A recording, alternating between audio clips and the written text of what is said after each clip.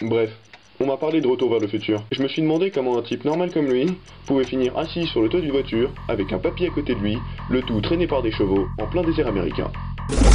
En gros, lui c'est Marty, sa copine c'est Jennifer, qui bizarrement change de tête entre Retour vers le futur 1 et Retour vers le futur 2. Ses parents, c'est Lorraine, sa mère, à la limite de l'alcoolisme et dont le frère est en prison, et George, son père, victimisé pendant sa jeunesse et encore aujourd'hui par son employeur. Allô, y'a personne au bout du fil?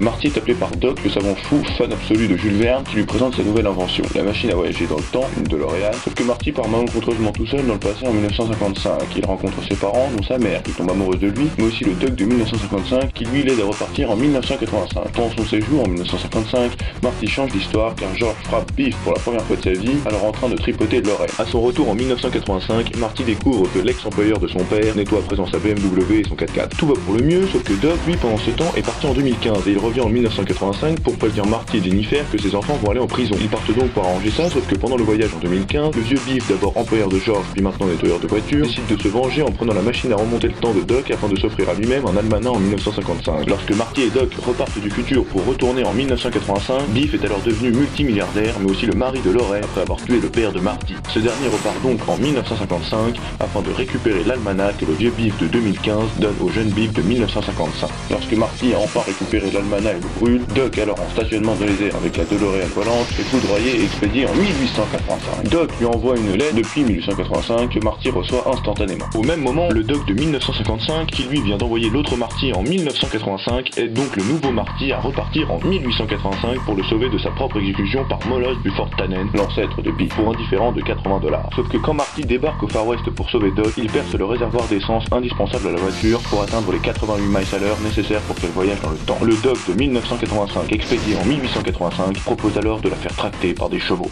Et bien sûr, sans essence, la DeLorean n'atteindra jamais les 88 miles à l'heure. Alors qu'est-ce qu'on fait?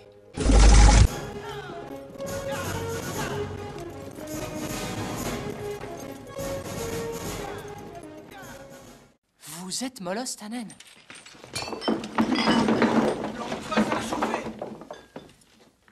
Moloch? Ce nom, je l'encaisse pas. Ça me rend enragé, t'entends?